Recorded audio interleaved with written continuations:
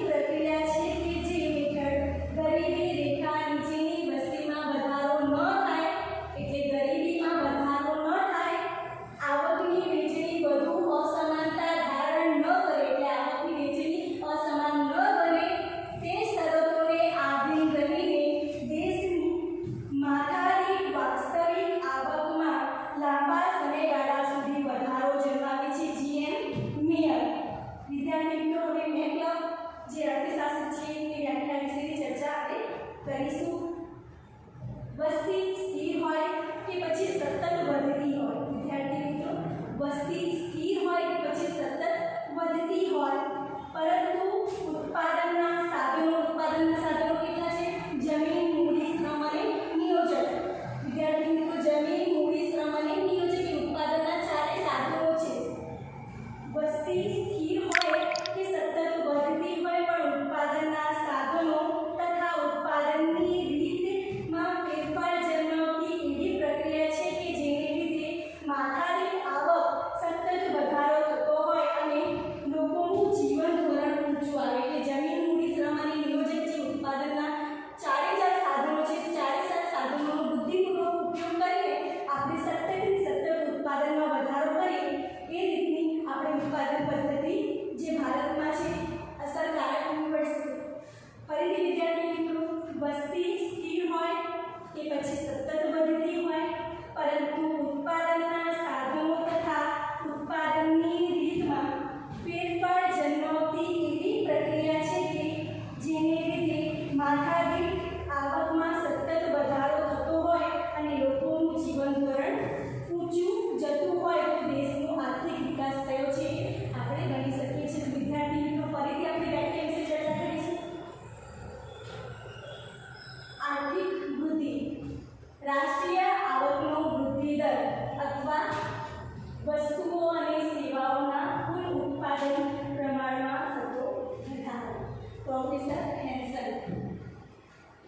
પ્રજાને વધુને વધુ વૈવિધ્યપૂર્ણ આર્થિક ચીજવસ્તુઓનો પુરવઠો પૂરો પાડવાની દેશની શક્તિમાં લાંબા ગાળા માટે થતો વધારો આર્થિક વૃદ્ધિ છે. સાયમન કુઝનેટ્સ.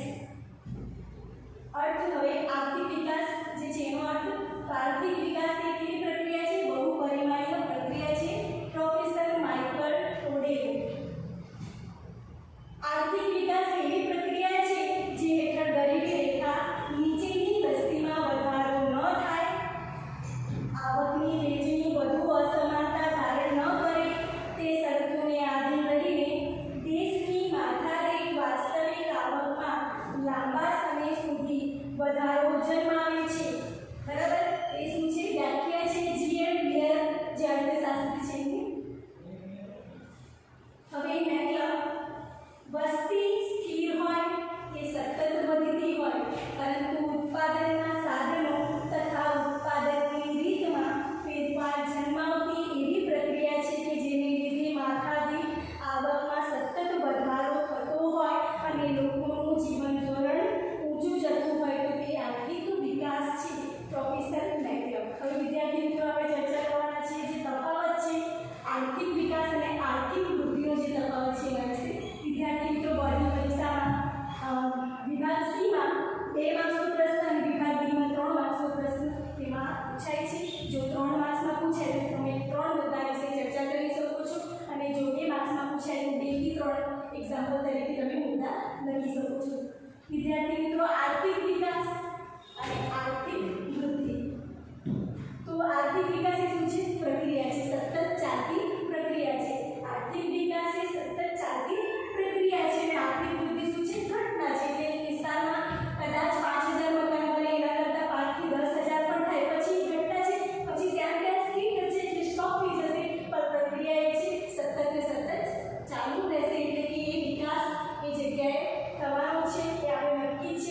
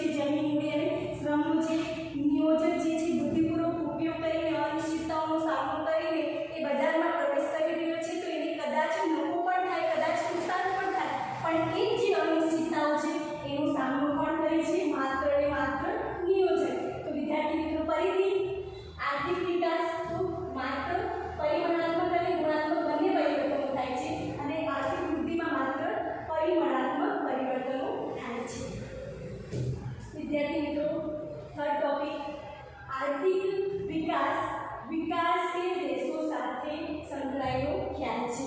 વિદ્યાર્થી મિત્રો, વિકાસશીલ દેશ, વિકસિત અને વિકાસશીલ। વિકસિત દેશ તો તમે કોઈ પણ દેશ તરીકે જેનો વિકાસ ઓલરેડી થયો છે એનો આપણે સમાવેશ કરી શકીએ છીએ। તો આર્થિક વિકાસ વિકાસશીલ દેશો સાથે સંકળાયેલો ખ્યાલ છે।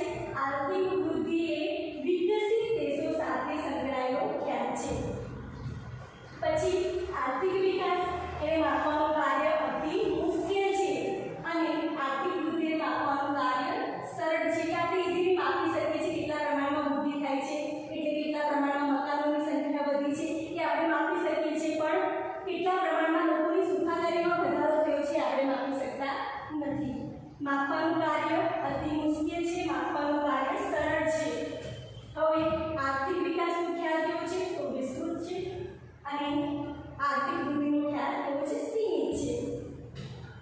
હવે આર્થિક વિકાસની પ્રક્રિયા કેવી છે તો ધીમી છે અને આર્થિક વૃદ્ધિની પ્રક્રિયા એ ઝડપી હોય છે। આર્થિક વૃદ્ધિ વિના આર્થિક વિકાસ શક્ય નથી, એટલે આર્થિક વૃદ્ધિ હશે એટલે મકાનોની સંખ્યા હશે તો જ આપણે જે સગવડો છે જેમ કે આરોગ્યજનક સગવડો છે કે પછી લાઇટ છે કે પછી પાણીનો જે પુરવઠો છે આપણે પૂરો પાડી શકીએ છીએ, પણ મકાનો જ નથી તો આપણે એ પુરવઠો પૂરો પાડી શકતા નથી। તો આર્થિક વૃદ્ધિ વિના આર્થિક વિકાસ શક્ય નથી। આર્થિક વિકાસ વિના આર્થિક વૃદ્ધિ શક્ય છે। મકાનો ન હોય તો આજુબાજુના વિસ્તારમાં પણ આપણે લાઇટ કે પછી પાણીનો જે પુરવઠો છે પૂરો પાડી શકીએ છીએ। તો વિદ્યાર્થી મિત્રો, ફરીથી આર્થિક વિકાસ આર્થિક વૃદ્ધિ પ્રક્રિયા છે, ઘટના છે, પરિમાણાત્મક ગુણાત્મક પરિવર્તનો